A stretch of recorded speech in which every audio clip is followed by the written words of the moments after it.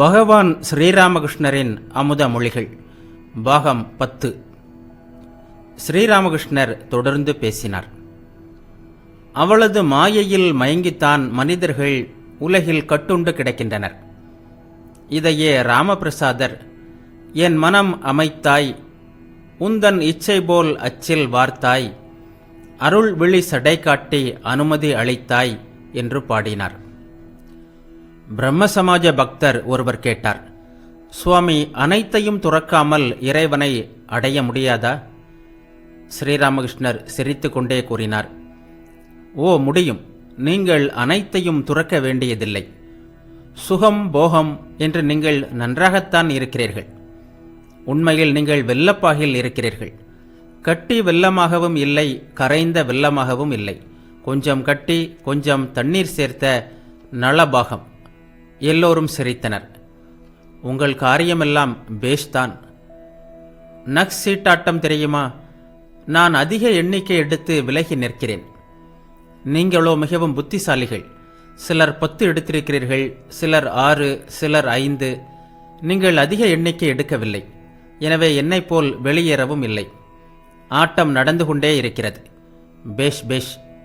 எல்லோரும் சிரித்தனர்.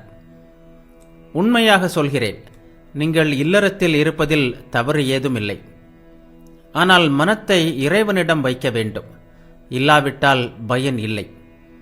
ஒரு கையால் உலக கடமைகளை செய்யுங்கள், மற்ற கையால் இறைவனை பற்றிக் கொள்ளுங்கள். கடமைகள் முடிந்தால் 2 கைகளாலும் இறைவனை பிடித்துக் கொள்ளுங்கள். எல்லாம் மனத்தை பொறுத்தது. மனத்தில்தான் பந்தம், மனத்தில்தான் முக்தி. மனத்தை எந்த நிறத்தில் தோய்க்கிறீர்களோ அந்த நிறம் பெறும். வண்ணானிடமிருந்து வந்திருக்கின்ற துணியை போன்றது மனம். சிவப்பு சாயத்தில் தோய்த்தால் சிவப்பு, நீல சாயத்தில் தோய்த்தால் நீலம், பச்சையில் தோய்த்தால் பச்சை. எந்த சாயத்தில் தோய்க்கிறீர்களோ அந்த நிறம் பெறுகிறது. பாருங்களேன், கொஞ்சம் ஆங்கிலம் படித்துவிட்டால் போதும், உடனே புட், பாட், இட், மிட் என்றெல்லாம் புளிய ஆரம்பித்து விடுகிறார்கள். எல்லோரும் சிரித்தனர். அதோடு விட்டானா, காலில் பூட்ஸ், சீட்டு அடித்து பாடுவது எல்லாம் வந்து சேர்கின்றன. இனி சமஸ்கிருதம் படித்த பண்டிதனானால் உடனே சமஸ்கிருத சுலோகங்களை உதிர்க்க தொடங்கி விடுவான். மனத்தை தீய சகவாசத்தில் வைத்திருந்தால் தீய பேச்சும் தீய சிந்தனையும் வந்து விடுகிறது.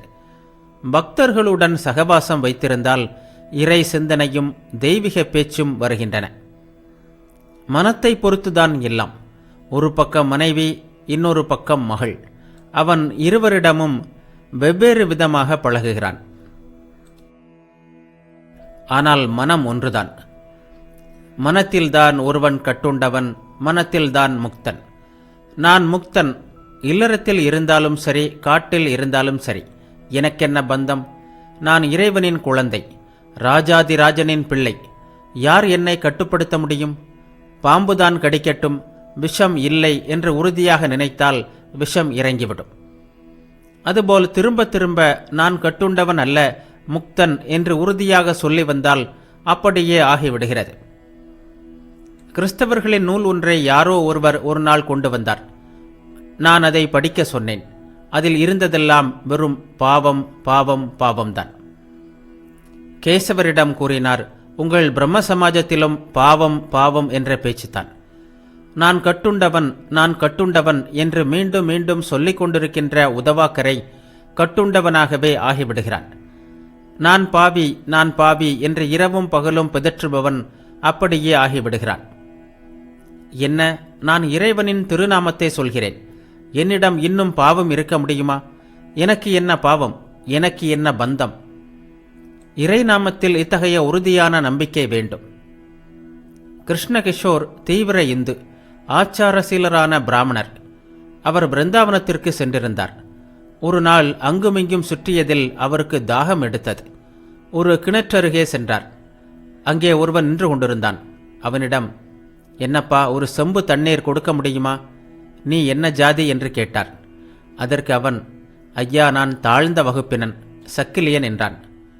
அதற்கு கிருஷ்ணகிஷோர், சிவா என்று சொல்லி தண்ணீர் இறைத்து கொடு என்றார். இறை நாமத்தை சொல்வதால் மனிதனுடைய மனம், உடல் எல்லாமே பரிசுத்தமாகின்றன. வெறும் பாவம் நரகம் என்றெல்லாம் ஏன் பேச வேண்டும்? தீயவை செய்துவிட்டேன், இனி செய்ய மாட்டேன் என்று ஒரு முறை சொல். இறை நாமத்தை நம்பு.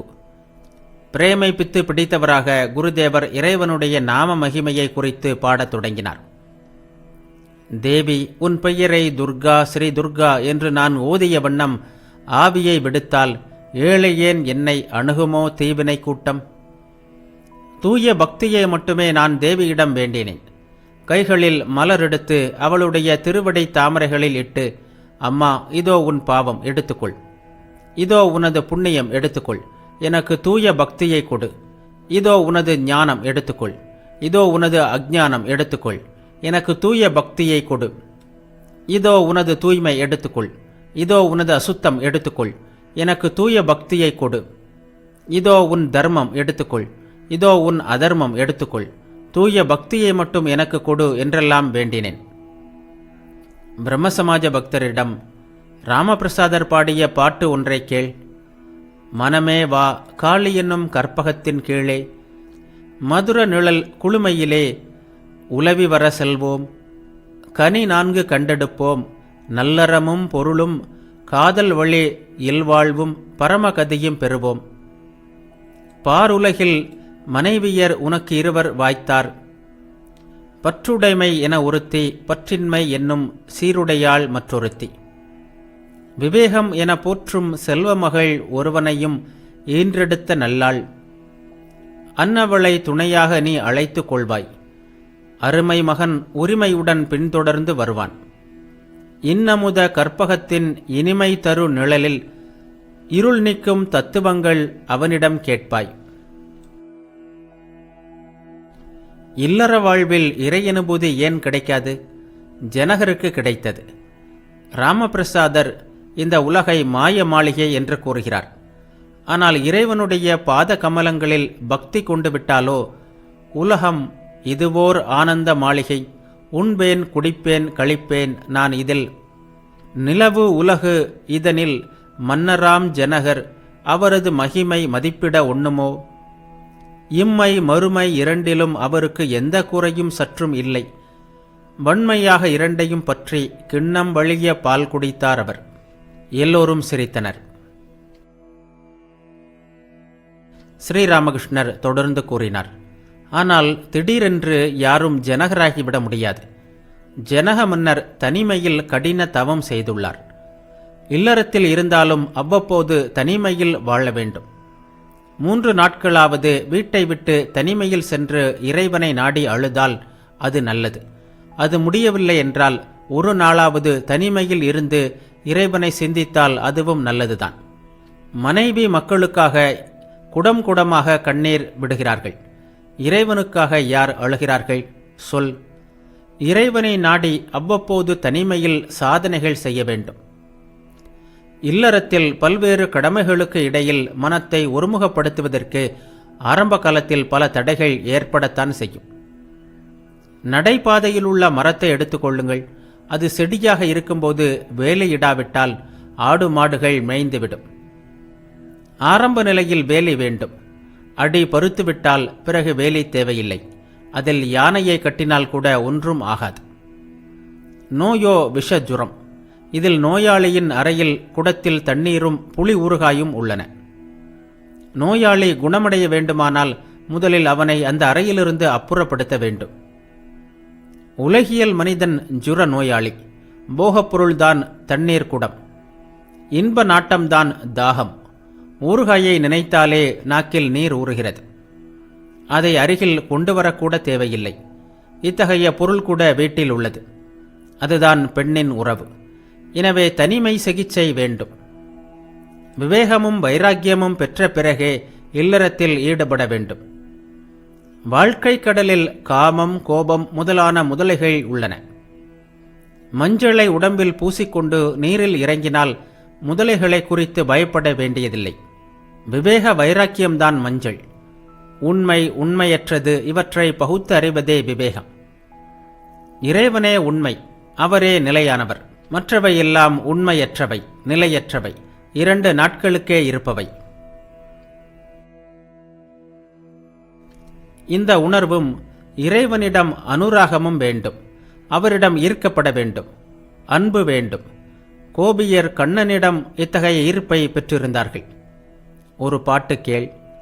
காட்டின் நடுவே கனிவாக கண்ணன் ஊதும் குழலோசை, வீட்டில் புகுந்து விளையாட விண்ணில் மிதந்து வருகிறதே, வழியில் விமலன் காத்திருப்பான் மலைமா முகிலை நேரெதிரே, விழிகள் குளிர காணாமல் வீணே காலம் கழிப்பேனோ, பெருகும் மதுர இசை கேட்டும் பேசாதிருந்தீர் தோழியரே, மறுவும் பெருமாள் எழில் காண வருவீர் என்னை தொடர்வீரே, மாயோன் என்றால் பொருளில்லா வார்த்தை என்றே மதிக்கின்றீர், ஓயா இதய துடிப்பாகி ஒளிர்வான் இறைவன் என்னுள்ளே, கண்ணன் குழலை நீங்களெல்லாம் காதால் மட்டும் கேட்கின்றீர், எண்ணம் முழுதும் இசைப்பாய எளியேன் உயிரும் சிலிர்க்கின்றேன், வருவாய் ராதா நீ இல்லா மலர்ப்பூம் பொழிலும் பொழிலாமோ, விரைவாய் எனவேங் குழலோசை மீண்டும் என்னை அழைக்கிறதே. நீர் பொங்கும் கண்களுடன் இந்த பாடலை பாடிய குருதேவர் கேசவர் முதலிய பக்தர்களிடம் கூறினார். ராதையையும் கிருஷ்ணனையும் ஏற்றுக்கொண்டாலும் சரி, ஏற்றுக்கொள்ளாவிட்டாலும் சரி, அவர்கள் இருவருக்கும் இடையே நிலவிய இந்த ஈர்ப்பை ஏற்றுக்கொள்ளுங்கள். இறைவனுக்காக இத்தகைய ஏக்கம் வருவதற்காக முயற்சி செய்யுங்கள். மன ஏக்கம் இருந்தால் போதும், இறைவனை அடைய முடியும். கங்கையில் நீரேற்றம் தொடங்கியது. கப்பல் கல்கத்தா நோக்கி விரைந்து சென்று கொண்டிருந்தது.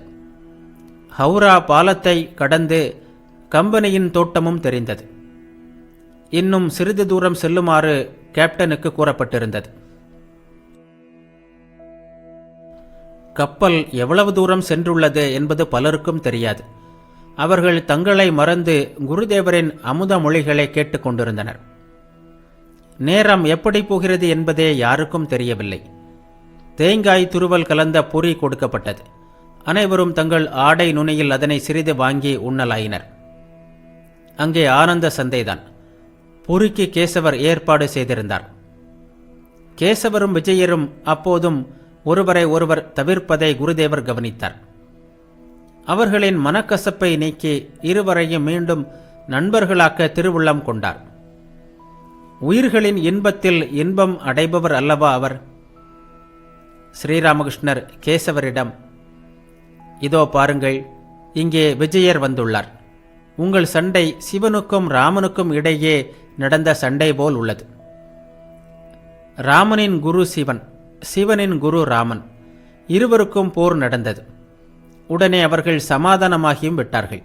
ஆனால் சிவபெருமானுடைய பூதகணங்களுக்கும் ராமனின் குரங்கு பட்டாளத்திற்கும் இடையில் சண்டையும் அடிதடியும் நிற்கவில்லை. உரத்த சிரிப்பு. மிகவும் நெருக்கமானவர்களுக்கு இடையே இவ்வாறு சண்டை உண்டாகவே செய்கிறது. லவகுசர்கள் ராமனுடன் போரிட்டனர். தாயும் மகளும் தனித்தனியாக செவ்வாய் விரதம் இருப்பார்கள். தாயின் நலனும் மகளின் நலனும் வெவ்வேறா என்ன? இல்லை. இவளின் நன்மையில் அவளுக்கு நன்மை உண்டாகிறது, அவளின் நன்மையில் இவளுக்கு நன்மை உண்டாகிறது. அதுபோல் இவருக்கு ஒரு சமாஜம் உள்ளது, அவருக்கும் ஒன்று வேண்டும். அனைவரும் உரக்க சிரித்தனர். ஆனால் இதெல்லாம் வேண்டியதுதான். இல்லாவிட்டால் பகவானே பிருந்தாவனத்தில் கோபியருடன் விளையாடும்போது ஜடிலனும் குடிலனும் எதற்கு? ஜடிலனும் குடிலனும் இல்லாமல் விளையாட்டு சுவைக்காது. எல்லோரும் சிரித்தனர். ஜடில குடிலர்கள் இல்லாவிட்டால் தமாஷ் ஏது? உரக்க சிரித்தனர். ராமானுஜர் விசிஷ்டாத்வைதி, அவரது குருபோ அத்வைதி. இறுதியில் இருவருக்கும் கருத்து வேறுபாடு. ஒருவர் மற்றவரை கண்டிக்க ஆரம்பித்தனர். இவ்வாறெல்லாம் நடக்கவே செய்யும். ஆனால் எது எப்படியானாலும் அவர்கள் குரு சீடர், குரு சீடராகவே இருந்தார்கள். அனைவரும் மகிழ்ந்தார்கள். ஸ்ரீராமகிருஷ்ணர் கேசவரிடம், நீங்கள் மனிதர்களின் இயல்பை எடை போட்டு அவர்களை சீடராக கொள்வதில்லை. அதனால்தான் இப்படி பிரிந்து பிரிந்து போகிறார்கள். மனிதர்கள் அனைவரும் பார்க்க ஒரேபோல்தான் இருக்கிறார்கள். ஆனால் இயல்போ மனிதருக்கு மனிதர் வேறுபடுகிறது. சிலரிடம் சத்துவ குணம் அதிகம், சிலரிடம் ரஜோகுணம், சிலரிடம் தமோ குணம். கொழுக்கட்டைகள் எல்லாம் பார்க்க ஒரேபோல்தான் உள்ளன. ஆனால் சிலவற்றின் உள்ளே திரட்டுப்பால், சிலவற்றில் தேங்காய், இன்னும் சிலவற்றில் உளுத்தம்பருப்பு. எல்லோரும் சிரித்தனர். என்னுடைய மனப்போக்கு என்ன தெரியுமா? நான் உண்டு உறங்கி காலம் கழிக்கிறேன். மற்றவைகளையெல்லாம் தேவி அறிவாள். குரு, கர்த்தா, பாபா என்ற 3 சொற்கள் என் உடம்பில் முள்ளாக குத்துகின்றன. குரு ஒருவரே, அவரே சச்சிதானந்தம், அவரே உபதேசிக்கிறார். குழந்தைக்கு தாயிடம் உள்ள மனப்போக்கே என்னுடையது. லட்சக்கணக்கில் மனித குருக்களை பெறலாம். எல்லோருமே குருவாக விரும்புகிறார்கள். சீடனாக இருப்பதற்கு யார் விரும்புகிறார்கள்? பிறருக்கு உபதேசிப்பது மிகவும் கடினம். இறைவனே தரிசனம் தந்து ஆணை பிறப்பித்தால்தான் அது முடியும். நாரதர், சுகதேவர் போன்றோருக்கு ஆணை இருந்தது. ஆதிசங்கரரும் ஆணை பெற்றிருந்தார். ஆணை கிடைக்கவில்லை என்றால் உங்கள் பேச்சை யார் கேட்பார்கள்? கல்கத்தா வாசிகளின் ஆரம்ப சூரத்தனம் உங்களுக்கு தெரிந்ததுதானே? அடுப்பில் நெருப்பு எரியும் வரை பால் கொதித்து பொங்கும். நெருப்பை எடுத்துவிட்டால் எல்லாமே அடங்கி போகும். இது போன்றதுதான் கல்கத்தா மக்களின் சூரத்தனமும். தண்ணீர் வேண்டும் என்று இதோ இங்கே கிணறு தோண்டுவார்கள். பாறை தட்டுப்பட்டால் விட்டு விடுவார்கள். வேறொரு இடத்தில் தோண்டுவார்கள். அங்கே மணல் தட்டுப்படும். அங்கும் விட்டுவிட்டு மற்றொரு இடத்திற்கு சென்று மீண்டும் ஆரம்பிப்பார்கள். இப்படியே போய்கொண்டிருக்கும். இறையாணை கிடைத்து விட்டதாக வெறுமனே நினைத்துக் கொள்வதால் எதுவும் நடக்காது. அவர் உண்மையிலேயே நமக்கு தரிசனம் தருகிறார், நம்மோடு பேசுகிறார். அப்போது ஆணை கிடைக்கலாம். ஆணை பெற்றவனுடைய பேச்சின் சக்தி எப்படிப்பட்டது தெரியுமா? அது மலைகளை புரட்ட வல்லது. வெறும் லெக்சர், அதை 4 நாட்கள் மக்கள் கேட்பார்கள். பிறகு மறந்து விடுவார்கள். அதை பின்பற்றி நடக்க மாட்டார்கள். காமார்புகூரில் ஹல்தார்புகூர் என்று ஒரு குளம் இருக்கிறது. அதன் கரையில் தினமும் மக்கள் காலையில் வெளிக்கு போவார்கள். காலையில் குளிக்க வருவோர் அவர்களை கண்டபடி திட்டுவிட்டு போவார்கள். மறுநாளும் இதே கதைதான். அசுத்தம் செய்வது நின்ற பாடில்லை. எல்லோரும் சிரித்தனர். கடைசியில் ஊர் மக்கள் கிழக்கிந்திய கம்பெனியிடம் தெரிவித்தனர். அவர்கள் ஒரு காவல்காரனை அனுப்பி வைத்தனர். அவன் வந்து இங்கு யாரும் அசுத்தம் செய்யக்கூடாது என்று எழுதப்பட்ட காகிதத்தை ஒட்டினான்.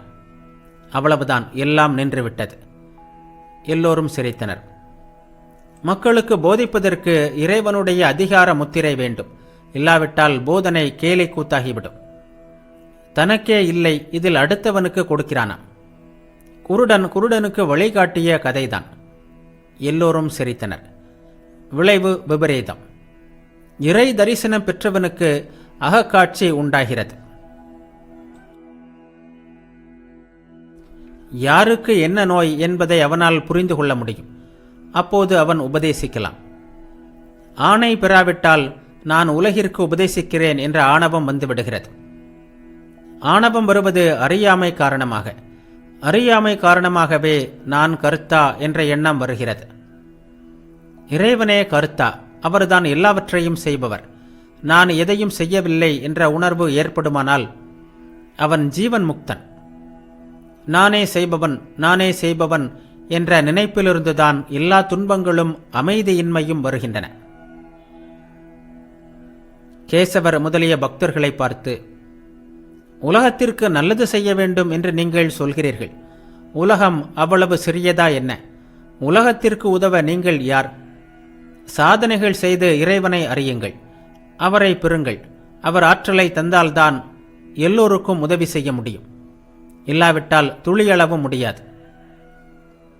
ஒரு பக்தர் கேட்டார், காட்சி கிடைக்காத வரை எல்லா காரியங்களையும் விட்டுவிட வேண்டுமா? ஸ்ரீராமகிருஷ்ணர் கூறினார், வேண்டாம். எதற்காக விட வேண்டும்? கடவுளை சிந்தித்தல், அவரது திருப்பெயரையும் மகிமையையும் பாடுதல், நித்திய கர்மம் எல்லாவற்றையும் செய்யத்தான் வேண்டும். பிரம்ம சமாஜ பக்தர் கேட்டார், அப்படியானால் குடும்ப கடமைகள், அதாவது பணம் சம்பாதிப்பது போன்றவை? ஸ்ரீராமகிருஷ்ணர் கூறினார், அவற்றையும் செய்யலாம். குடும்பத்தை நடத்த எந்த அளவுக்கு வேண்டுமோ அந்த அளவுக்கு செய்ய வேண்டும். ஆனால் அவற்றையும் பற்றின்றி செய்வதற்காக தனிமையில் இறைவனிடம் கண்ணீருடன் பிரார்த்திக்க வேண்டும். எம்பெருமானே, அதிகமாக செயல்களில் ஈடுபடும்போது நான் உன்னை மறந்து போவதை காண்கிறேன். எனவே என் உலக கடமைகளை குறைத்துவிடு. பற்றின்றி வேலை செய்வதாகத்தான் நினைக்கிறேன். ஆனால் பற்று எப்படியோ நுழைந்து விடுகிறது. இவ்வாறு பிரார்த்தனை செய். அன்னதானம் போன்ற தர்ம காரியங்களை அதிகமாக செய்ய செய்ய பெயரும் பெருமையும் பெற வேண்டும் என்ற ஆசை தோன்றிவிடுகிறது. ஆஸ்பத்திரிகள், ஸ்கூல், சாலைகள், குளங்கள் எல்லாம் ஏற்படுத்துவது பற்றி சம்பு மல்லிக் ஒருமுறை கூறினார். அதற்கு நான், உங்களிடம் வந்து சேர்பவற்றை தவிர்க்க முடியாதவற்றை செய்யக்கூடாது என்பதில்லை. ஆனால் அவற்றையும் பற்றின்றி செய்ய வேண்டும். வரிந்து கட்டிக்கொண்டு பல வேலைகளில் ஈடுபடுவது நல்லதல்ல. அது கடவுளை மறக்க செய்துவிடும் என்றேன். ஒருவன் காளிக்காட்டு கோவிலுக்கு வந்தான். தானம் செய்ய ஆரம்பித்தான். ஆனால் காளியை தரிசிக்கவில்லை. எல்லோரும் சிரித்தனர். முதலில் எப்படியாவது கூட்டத்தில் புகுந்து இடியும் உதையும் பெற்றாவது காளியின் தரிசனத்தை பெற்றுவிட வேண்டும். அதன் பிறகு வேண்டிய அளவு தான தர்மம் செய்யுங்கள், அல்லது செய்யாமல் இருங்கள். வேண்டுமானால் செய்து கொண்டே இருங்கள். செயல்கள் எல்லாம் இறை அனுபூதிக்காகவே இருக்க வேண்டும். சம்புவிடம், கடவுள் உன் முன்னால் வந்தால் அவரிடம் இத்தனை ஆஸ்பத்திரிகளும் இத்தனை டிஸ்பென்சரிகளும் கட்டிக்கொடு என்றா கேட்பீர்கள் என்று கேட்டேன். பக்தன் ஒருபோதும் அப்படி கேட்க மாட்டான். மாறாக, பகவானே, உனது தாமரை திருவடிகளில் எனக்கு இடம் கொடு, எப்போதும் என்னை உன் அருகிலேயே வைத்துக்கொள், உன் பாத தாமரைகளில் எனக்கு தூய பக்தியை கொடு என்றுதான் வேண்டுவான். கர்மயோகம் மிகவும் கடினமானது. சாஸ்திரங்கள் விதிக்கின்ற கர்மங்களையெல்லாம் செய்வது இந்த கலியுகத்தில் மிகவும் கடினம். இப்போது மக்களின் வாழ்க்கை உணவையே ஆதாரமாக கொண்டுள்ளது. அதிகமான கர்மங்களும் கிரியைகளும் செய்ய அவர்களால் முடியாது. காய்ச்சல் கண்டவனுக்கு நாட்டு மருந்தும் பத்தியமும் என்று ஆரம்பித்தால் நோய் தீரும் முன் அவன் போய் சேர்ந்துவிட நேரலாம். நீண்ட கால சிகிச்சையெல்லாம் ஒத்து வராது. இப்போது டி குப்தாவின் மருந்துதான் ஏற்றது. கலியுகத்திற்கு பக்தி யோகம், அதாவது பகவானுடைய பெயரையும் மகிமையை பாடுவதும் பிரார்த்தனை செய்வதும் தான் ஏற்ற வழி. இந்த யுகத்தின் தர்மம் பக்தி யோகம்தான். பிரம்ம சமாஜ பக்தர்களை பார்த்து, நீங்களும் பக்தி யோகத்தையே பின்பற்றுகிறீர்கள். ஹரிநாமத்தை பாடுகிறீர்கள், அன்னையின் புகழை பாடுகிறீர்கள். நீங்கள் பாக்கியசாலிகள். உங்கள் போக்கு நல்லது. வேதாந்திகள் சொல்வது போல் இந்த உலகம் ஒரு கனவு போன்றது என்று சொல்வதில்லை. நீங்கள் அத்தகைய பிரம்மஞானிகள் அல்ல. நீங்கள் பக்தர்கள். இறைவனை ஒரு தனி நபராக நினைக்கிறீர்கள். அதுவும் நல்லது. நீங்கள் பக்தர்கள். மன இயக்கத்துடன் அவரை அழைத்தீர்களானால் நிச்சயம் அவரை அடைவீர்கள். கப்பல் கொயிலாகாட் துறையை அடைந்தது. எல்லோரும் இறங்க தயாரானார்கள். அறையை விட்டு வெளியே வந்தபோது வானத்தில் முழு நிலா தோன்றியிருப்பதையும் கங்கை நீர் நிலவின் ஒளியில் தவழ்ந்து விளையாடிக் கொண்டிருப்பதையும் கண்டு மகிழ்ந்தனர். குருதேவர் செல்வதற்காக வண்டிக்கு ஏற்பாடு செய்யப்பட்டிருந்தது. குருதேவரும் மாவும் மற்றும் சில பக்தர்களும் அதில் ஏறிக்கொண்டனர். குருதேவருடன் கொஞ்ச தூரம் சென்று வழி அனுப்புவதற்காக கேசவரின் தம்பி மகனான நந்தலாலும் வண்டியில் அமர்ந்தார். வண்டியில் அனைவரும் அமர்ந்ததும் குருதேவர், எங்கே, அவர் எங்கே என்று கேசவரை பற்றி கேட்டார். அப்படி கேட்டுக்கொண்டிருக்கும் போதே சிரித்த முகத்துடன் கேசவர் அங்கே வந்து, இவருடன் யார் யார் போகிறீர்கள் என்று கேட்டார். எல்லோரும் வண்டியில் அமர்ந்ததும் அவர் வீழ்ந்து வணங்கி குருதேவருடைய பாத துளியை ஏற்று விடை பெற்றார். குருதேவரும் அன்போடு விடை தந்தார். வண்டி ஆங்கிலேயர்களின் குடியிருப்பு வழியாக சென்றது. அழகிய ராஜபாதை. சாலையின் இரு பக்கங்களிலும் அழகிய வீடுகள். வானத்தில் உதிர்த்தெழுந்த குளிர் நிலவில் அந்த வீடுகள் ஓய்வெடுத்துக் கொண்டிருப்பது போல் தோன்றின. இரவை ஒளிமயமாக்கிய வண்ணம் வீட்டு வாசல்களில் கேஸ் விளக்குகள் எரிந்தன. வீடுகளின் அறைகளுக்குள் விளக்குகள் ஒளி வீசின. பல வீடுகளில் ஆங்கிலேய பெண்கள் ஹார்மோனியம், பியானோ முதலியவைகளை வாசித்தபடி பாடிக்கொண்டிருந்தனர். குருதேவர் ஆனந்தமாக வண்டியில் போய்க் கொண்டிருந்தார். திடீரென்று, எனக்கு தாகமாக இருக்கிறது, என்ன செய்வது என்றார். நந்தலால் இந்தியா கிளப்பின் முன்னால் வண்டியை நிறுத்தி மாடிக்கு சென்று கண்ணாடி டம்ளரில் தண்ணீர் கொண்டு வந்து தந்தார். டம்ளர் கழுவப்பட்டுள்ளதா என்று கேட்டுவிட்டு அதனை குடித்தார். சிறுவனின் இயல்பு அவருடையது. வண்டி நகர்ந்தது. குருதேவர் தலையை வெளியே நீட்டி பாதையில் செல்கின்ற மக்கள், வண்டிகள், குதிரை, நிலவொளி முதலியவற்றை பார்த்து மகிழ்ந்தார். அவரது மகிழ்ச்சியில் அனைவரும் பங்கேற்றனர். நந்தலால் கலுடோலாவில் இறங்கினார். பிறகு வண்டி சிமூலியா தெருவில் உள்ள சுரேஷ் மித்ரரின் வீட்டின் முன்னால் நின்றது. குருதேவர் அவரை சுரேந்திரர் என்று அழைப்பார். அவர் குருதேவரின் பரம பக்தர். அப்போது அவர் வீட்டில் இல்லை, தமது புதிய தோட்டத்திற்கு சென்றிருந்தார். வண்டியில் வந்தவர்கள் அமர்வதற்காக வீட்டில் உள்ளோர் ஓர் அறையை திறந்து கொடுத்தனர். வண்டி வாடகை கொடுக்க வேண்டும். யார் கொடுப்பது? சுரேந்திரர் இருந்தால் கொடுத்திருப்பார்.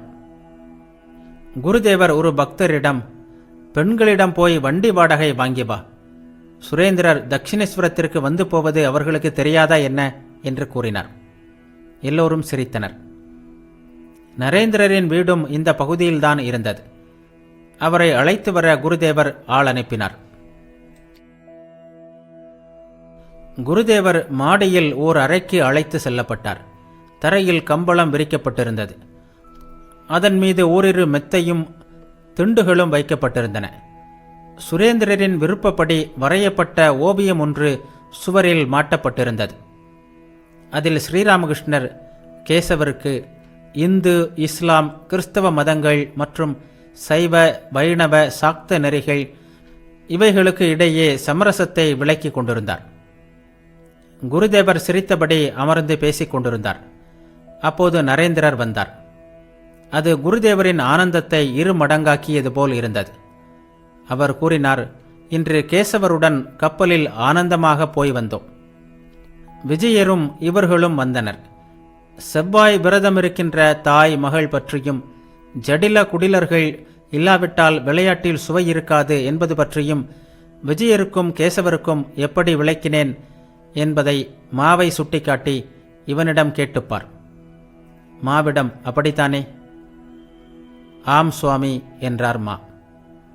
இரவு வெகு நேரமாகிவிட்டது. மணி 10:30. சுரேந்திரர் இன்னும் வந்தபாடில்லை. குருதேவர் தட்சிணேஸ்வரம் செல்ல வேண்டியிருந்ததால் அதற்கு மேலும் தாமதிக்க முடியவில்லை. வண்டி வந்ததும் மாவும் நரேந்திரரும் வணங்கி விடை பெற்றனர். ஸ்ரீராமகிருஷ்ணர் வண்டியில் அமர்ந்ததும் வண்டி நில ஒளி வீசும் வீதிகள் வழியாக தட்சிணேஸ்வரம் நோக்கி சென்றது.